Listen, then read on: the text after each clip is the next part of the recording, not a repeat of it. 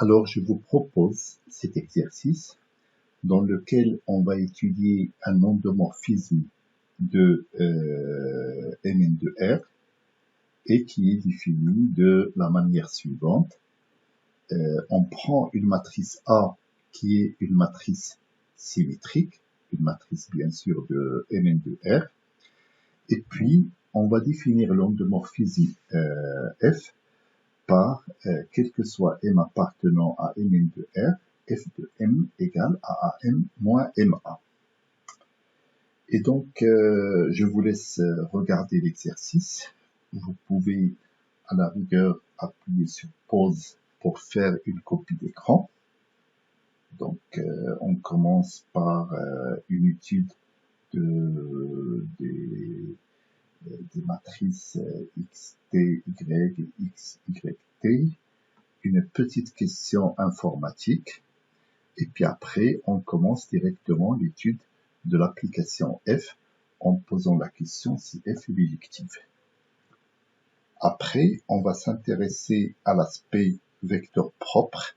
D'un côté, on va essayer de faire le lien entre les vecteurs propres de A et les éventuels vecteurs propres de F. Ça, c'est la question 3. Et puis après, on va, à partir de ça, à partir de ce lien qu'on va mettre dans la question 3, on va démontrer que l'endomorphisme F est diagonalisable. Alors ici, une petite propriété à démontrer. Il faut démontrer que la dimension du noyau de F est supérieure ou égale à n. Et puis, on va, dans la question 6, on va étudier un exemple particulier avec la matrice A. Alors, je vous l'écris tout de suite, la matrice A, comme ça, vous serez fixé. Donc, voilà. Donc, A, ça sera la matrice 1, 1, 1, 1, 1, 1, qui contient que des 1. Voilà. Et donc, ce qu'on peut remarquer tout de suite, c'est que c'est une matrice symétrique, et donc on peut appliquer toutes les propriétés, tous les résultats qu'on a obtenus dans les questions précédentes. Voilà, vous avez bien vu l'énoncé. Moi, je vous invite, comme d'habitude, à faire une recherche vous-même des différentes questions. Si vous bloquez sur une question, vous pouvez jeter un coup d'œil rapide sur la solution, juste histoire d'avoir quelques petites indications. Et puis, une fois que vous avez ces petites indications, vous revenez à votre feuille et vous essayez d'avancer dans l'exercice. Allez, bonne recherche et bon courage. Bon, on revient maintenant vers la solution. Donc, on va commencer par la question 1. Donc, dans cette question 1, on a, pour trouver la dimension ou bien la taille de cette matrice xt fois y, il faut voir c'est quoi la taille de xt et c'est quoi la taille de y.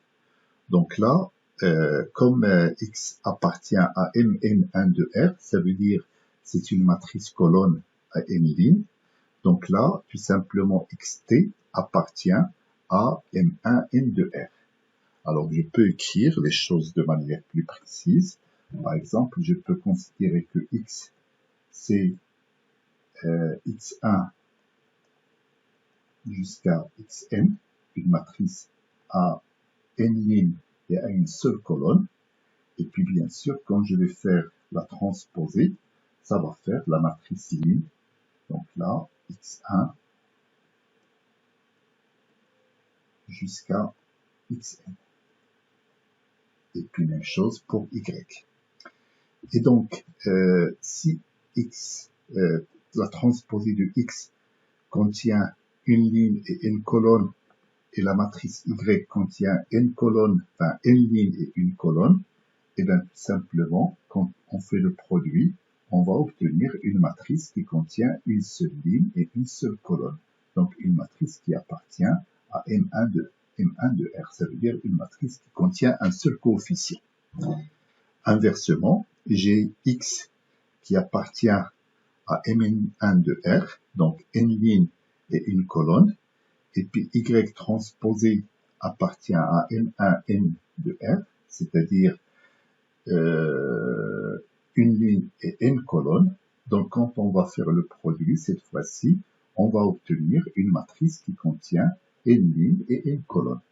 Et donc pour le voir, moi ce que je vous conseille de faire, si vous ne le voyez pas comme ça, avec les dimensions directes des matrices, vous pouvez poser le produit et voir ce que vous allez obtenir, enfin faire le produit ligne-colonne pour voir ce que vous allez obtenir. Je passe à la question B. Donc là, on nous dit qu'on va avoir les X et les Y sous forme de liste. Donc comme ce que j'ai dit, le X, ça va être par exemple X dans ce cas, s'il est donné sous forme de liste, il va être sous cette forme-là, donc la liste X1 jusqu'à Xn. Et puis Y, ça sera ici de la forme Y1 jusqu'à Yn. Voilà. Et donc on nous demande à partir de ça de calculer les deux produits. Donc la première chose à connaître, c'est la taille de ces listes, c'est-à-dire la valeur de n. Donc on peut sortir avec la commande n égale len de x. Et puis après, on va initialiser les deux matrices produits. Donc la première, je l'appelle P1, et donc je fais l'initialisation avec une matrice qui contient qu'un seul coefficient. Donc c'est avec la commande ou avec la fonction 0 de NumPy 1, 1. Et puis je fais la même chose pour P2. Donc je fais initialiser par une matrice de 0 qui a n lignes et n colonnes.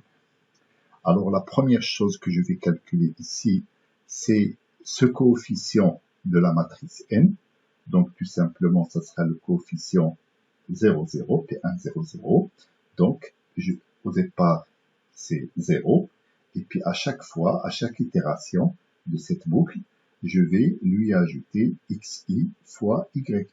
Donc là, vous posez le produit et vous verrez ce qui va se passer. À chaque fois, le premier élément de x, ça va se multiplier au premier élément de y, plus deuxième élément de x fois le deuxième élément de y, et ainsi de suite. Et donc comme ça, on aura le coefficient de la première matrice P1. Ensuite, pour la deuxième matrice, là, on est obligé, comme il contient n lignes et n colonnes, on est obligé de parcourir d'abord les lignes et de parcourir ensuite les colonnes. Et une fois qu'on se trouve à l'intersection de la ligne numéro I et de la colonne numéro J, eh bien, tout simplement, on remplace le 0 par l'élément I de la liste X multiplié par l'élément J de la liste Y. Donc, c'est le fameux produit ligne-colonne. Et comme ça, on a à la fois P1 et P2, et on retourne P1 et P2. Donc, voilà pour ce programme informatique. Alors après, on passe directement à l'étude de l'application F. Alors, on admet bien sûr, c'est dit dans l'énoncé, donc on peut le démontrer facilement, que F est un endomorphisme de Mn de R, et on nous demande de voir si F est bijective. Alors bien sûr, pour que F soit bijective, il faut qu'il soit injective et surjective. Alors on va s'intéresser au côté injectif, et je rappelle que pour une application linéaire, l'application est injective si seulement si son noyau est réduit au vecteur nul. Donc c'est la première question qu'on va se poser. Est-ce que le noyau de cette application est réduit au vecteur nul? Et là, il suffit de regarder un petit peu comment il est faite l'application. Et si je prends des matrices particulières, par exemple, je prends IN, je constate que f de IN égale AIN moins INA, c'est-à-dire A moins A, et donc ça va donner la matrice nulle. IN n'est pas la seule matrice qui a pour image la matrice nulle. il y a aussi la matrice A, il y a aussi toutes les puissances de A. Donc, tout ça indique que le noyau de F n'est pas réduit au vecteur nul. Donc, c'est ce que je viens de faire ici. Le noyau de F, puisqu'il contient au moins IN, il contient A, il contient toutes les puissances de A, et puis peut-être il va contenir d'autres matrices qui commutent avec A. Donc, résultat des courses, l'application F n'est pas injective, et donc, comme il n'est pas injective, de manière évidente, il n'est pas bijective. Voilà. Donc, la question 3, comme je l'avais dit dans l'énoncé, on va essayer de faire le lien entre les vecteurs propres de A, de la matrice A, et puis les éventuels vecteurs propres de F. Alors, je rappelle, pour qu'il n'y ait pas de confusion, un vecteur propre de A, ça va être une matrice colonne, une matrice qui appartient à Mn1 de R. Alors qu'un vecteur propre de F, comme F c'est un endomorphisme de Mn de R, ça va être une matrice à n lignes et à n colonnes. Donc ça, il faut bien le voir et il faut bien faire la différence entre un côté les vecteurs propres de A et de l'autre côté les vecteurs propres de F. D'ailleurs, on va le voir de manière claire dans l'exemple qui sera présenté dans la question 6. Alors, je prends deux vecteurs propres de A que j'appelle X et Y. Donc, j'ai oublié de le noter. Je vais le noter de manière très claire. Donc, X appartient à N1 de R. Et puis, Y appartient aussi à Mn1 de R. Donc, c'est une matrice colonne. Donc, c'est une matrice qui est constituée avec n lignes et une seule colonne. Donc, quand ce sont des vecteurs propres de A, il existe évidemment deux réels que j'appellerai lambda et mu, tels que AX égale lambda X et AY égale mu Y. Et donc maintenant, je vais former à partir de ces deux vecteurs propres ou à partir de ces deux matrices colonnes, une matrice à n lignes et n colonnes. Donc, ça sera la matrice X fois la transposée de Y. Et je vais calculer F de cette matrice-là. Donc, je commence le calcul. Donc, F de X fois la transposée de Y, donc ça sera A fois cette matrice, moins cette matrice fois A. Puisqu'on a vu que F de M, c'est AM moins MA. Et donc, je commence par calculer ce premier terme, A, X transposé de Y. Ben là, c'est facile. On a vu que, on sait déjà que le produit matriciel est associatif. Je peux soit faire le produit quand on a le produit de trois matrices, soit je peux faire d'abord le produit des deux premières et puis le résultat, je le multiplie par la troisième, ou bien je peux faire le produit des deux dernières, et le résultat, je le multiplie à gauche par la première. Et donc là, je commence par faire le produit à x, et donc à x, on a vu plus haut que c'est lambda x. Donc je remplace, et ça va me donner lambda x fois transposé de y. Alors, pour x fois transposé de y fois a, c'est un petit peu plus compliqué. Parce que moi, ce que j'ai a transposé, a fois y, et j'ai pas y transposé de a. Mais, et c'est là où c'est important de se rappeler que la matrice A est une matrice symétrique. Et donc, comme la matrice A est symétrique, A est égal à sa transposée. Et donc là, j'obtiens X fois la transposée de Y fois la transposée de A. Et d'après les propriétés du transposé, et bien tout simplement, transposé de Y fois transposé de A égale au transposé de A fois Y. Et là, j'ai le résultat qui est servi sur un plateau. A fois Y, c'est mu Y. Et donc, je passe ici. Mu, bien sûr, c'est une constante, donc je peux la sortir devant le produit. Et donc, j'obtiens mu fois X transposé de Y. Et donc, je fais le bilan. F de x fois la transposée de y, ça sera lambda x transposé de y moins mu x transposé de y. Donc, ça me donne lambda moins mu fois x transposé de y. Alors, bien sûr, j'insiste sur ça et je le reprécise que x transposé de y, c'est une matrice à n lignes et à n colonnes. Voilà, ça c'est très important pour ne pas faire de confusion. Et du coup, qu'est-ce qu'on vient de démontrer? On vient de démontrer que cette matrice-là, x fois transposé de y, c'est bien un vecteur propre de f et il sera associé à la valeur propre lambda moins mu. Voilà. Alors, on a fait le lien, on sait comment ça fonctionne entre les vecteurs propres de A d'un côté et les vecteurs propres de F de l'autre côté. Donc, chaque fois que j'ai des vecteurs propres de A, je peux en quelque sorte fabriquer, avec cette opération de prendre un vecteur multiplié par la transposée de l'autre, fabriquer un vecteur propre de F. Alors maintenant, on me demande de démontrer à partir de ça que F est un endomorphisme diagonalisable. Alors, on va essayer de revenir sur la définition d'un endomorphisme diagonalisable. Alors, il y a plusieurs définitions que vous connaissez.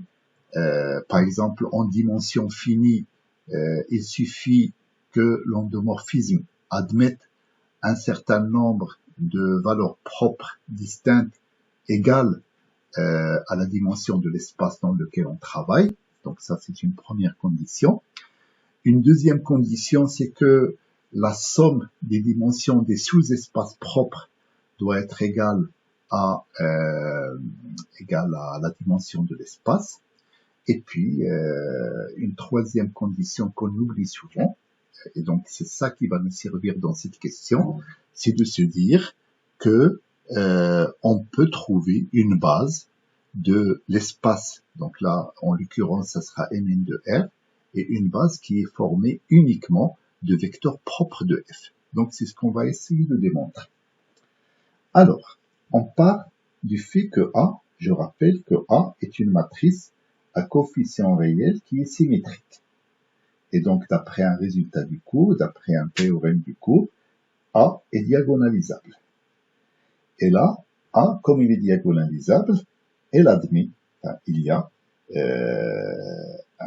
un certain nombre de valeurs propres, et surtout, à partir de ces vecteurs propres, que je vais noter x1, x2 jusqu'à xn, je peux former une base de Mn1 de R. Donc là, je prends cette base, je sais qu'elle existe. Pourquoi? Parce que la matrice est diagonalisable. Et donc, je note lambda 1, lambda 2 jusqu'à lambda n, les valeurs propres associées. Alors, d'après ce qu'on admet, le résultat qu'on nous demande d'admettre, si je fais tous les produits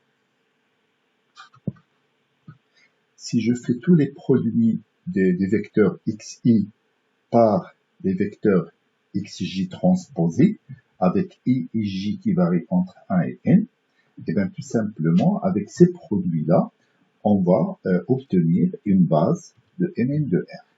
Donc ça, c'est un premier constat. Et puis d'après le résultat de la question 3, on a vu que tous ces vecteurs-là, c'est-à-dire les vecteurs qu'on obtient de cette manière-là, comme les vecteurs xi et xj sont des vecteurs propres de A, alors ces vecteurs-là, les vecteurs de cette base-là, sont des vecteurs propres de F. Et donc, qu'est-ce qu'on vient de faire? Eh bien, on vient finalement de construire une base de Mn de R. Donc ça, c'est une première chose, une base de Mn de R. Alors, pour ceux qui ont du mal avec cette notation, je peux écrire cette base autrement. Je peux dire, alors je vais l'écrire dans une marge ici. Voilà, ça sera la base x1 transposé ensuite x1, x2 transposé, et x1, x3, ainsi de suite. Après x2, x1 transposé, et ainsi de suite, ainsi de suite, ainsi de suite, jusqu'à ce que j'arrive, pardon, non, là j'enlève ça, jusqu'à ce que j'arrive à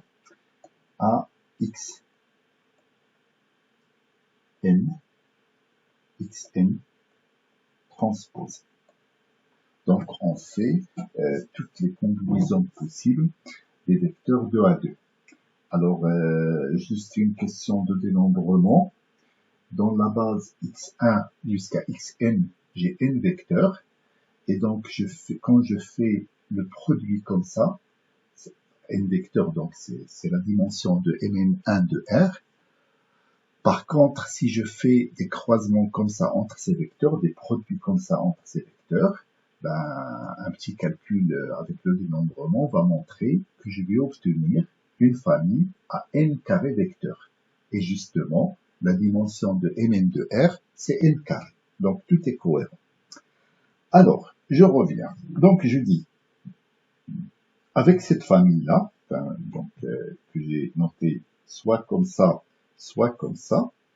j'obtiens à la fois une base de mn de R, ça veut dire une famille qui contient n carré vecteurs, et puis tous ces vecteurs-là, d'après le résultat de la question 3, sont des vecteurs propres de F.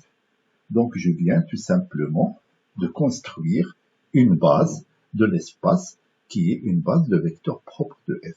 Et donc ça montre que F est bien diagonalisable. Voilà. Alors, je passe maintenant à la question 5. Et bien, dans cette question 5, on me demande de démontrer que la dimension du noyau est supérieure, enfin du noyau de F. Il faut bien préciser, puisqu'il y a aussi le noyau de A. Il ne faut pas confondre les deux.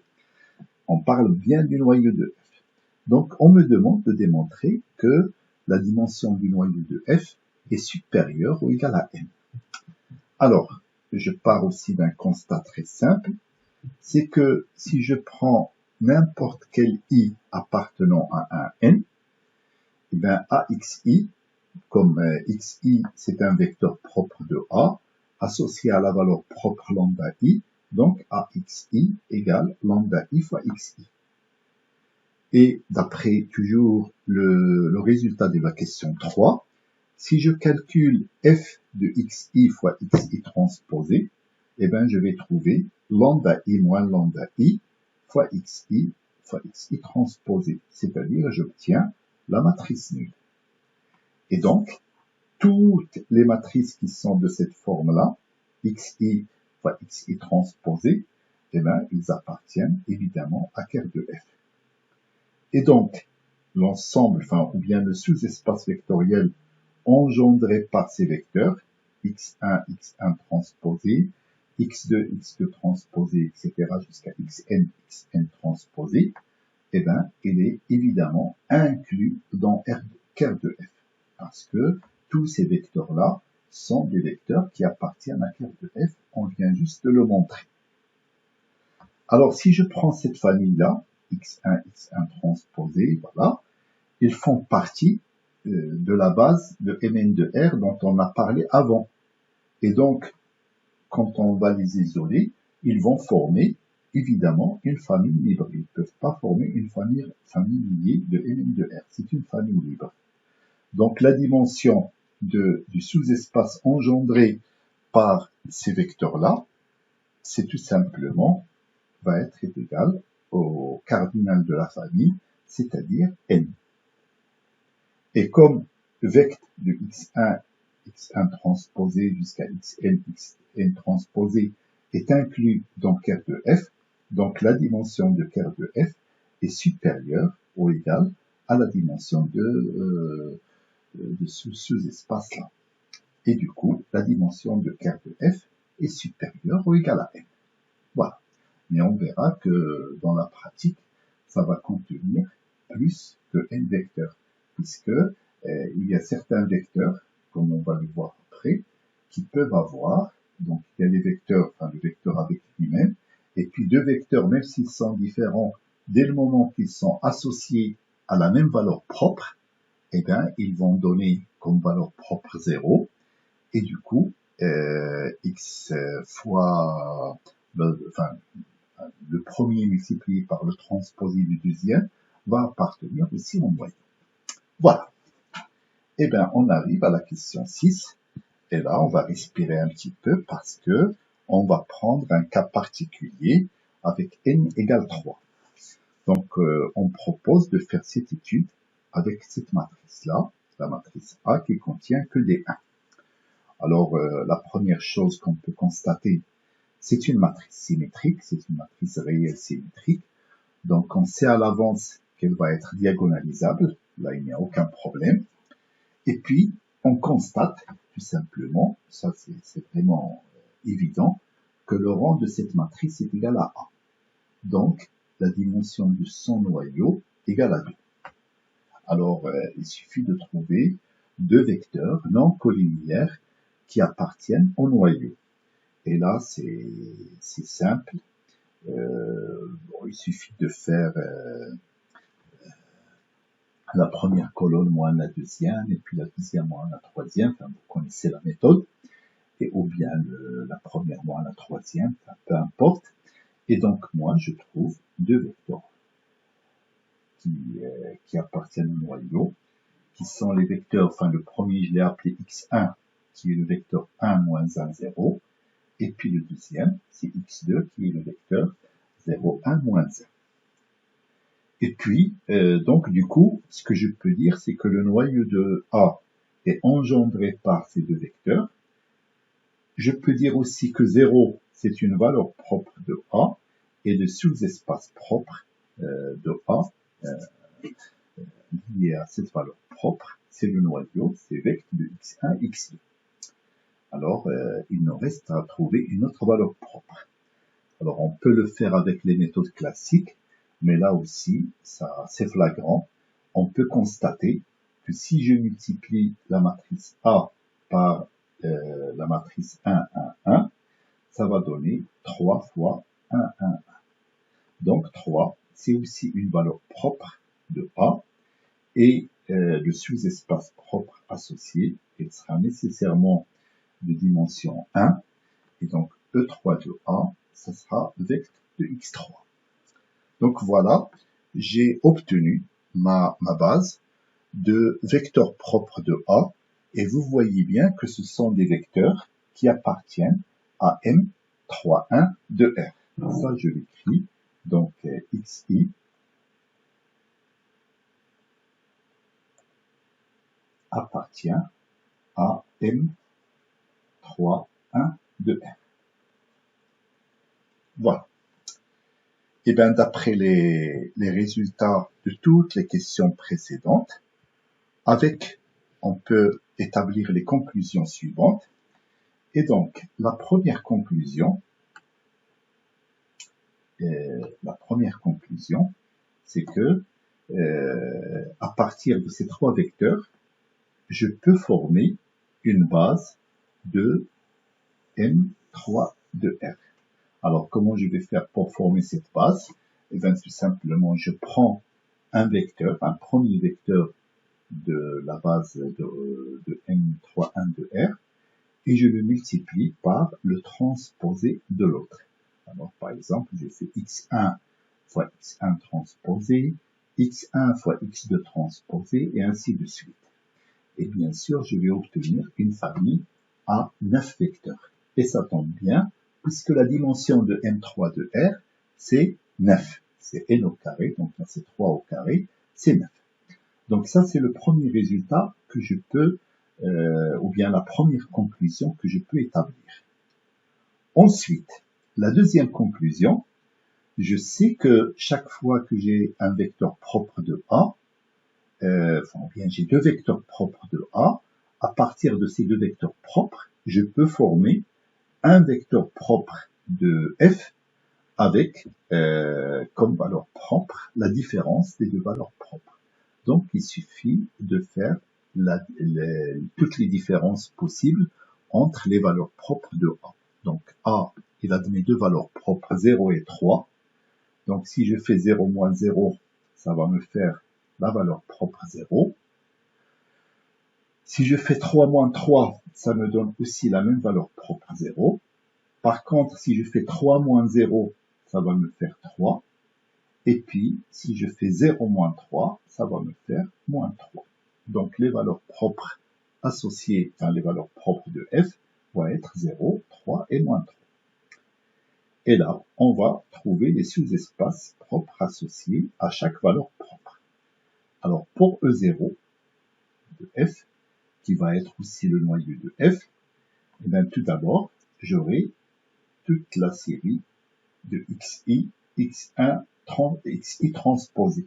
Donc j'aurai x1, x1 transposé, x2, x2 transposé, x3, x3 transposé. Et puis, comme j'ai dit, le x1 et le x2, ils sont associés à la même valeur propre. Donc, ça sera aussi 0 moins 0, et bien ça sera aussi 0. Donc, x1, x2 transposé, et x2, x1 transposé. Et comme bien sûr, comme ces 5 vecteurs forment une famille libre, parce que la base dont ils viennent d'une famille de 9 vecteurs qui est une base, donc évidemment ça va être une famille libre. Et donc ce que je peux dire, la dimension de Kerr de f est égale à 5. Donc ça confirme ce qu'on a démontré précédemment, que la dimension de Kerr de f est supérieure ou égale à n. Donc là on a évidemment 5 qui est strictement supérieur à 3, à n qui vaut 3 dans ce cas particulier. Ensuite, on va passer à E3 de f. Donc E3 de f, donc c'est tous les vecteurs propres associés à des valeurs propres dont la différence égale 3. Donc là, il y a d'un côté x3, x1, puisque la valeur propre de x3 c'est 3, et celle de x1 c'est 0. Et puis même chose, x3 et x2, transposés. Et puis après, je passe à moins 3, donc ça sera le contraire, ça veut dire les vecteurs propres dont la différence entre les valeurs propres est égale à moins 3. Donc ça sera x1 et x3, puisque là j'aurai 0 et moins 3, et puis même chose, x2 et x3. Alors bien sûr, tous ces vecteurs, c'est-à-dire toutes ces familles-là, cette famille-là, et cette famille-là, c'est une famille libre, parce que tous ces vecteurs viennent d'une base de M3 de R, et donc si je fais la somme des dimensions, la dimension de E0 de F qui est 5, alors on fait un petit calcul mental, plus la dimension de E3 de F qui vaut 2, plus la dimension de E-3 de F qui vaut 2 aussi, donc ça nous donne 9. Et ça nous donne exactement la dimension de M3 de F. Donc ça confirme bien que F est diagonalisable.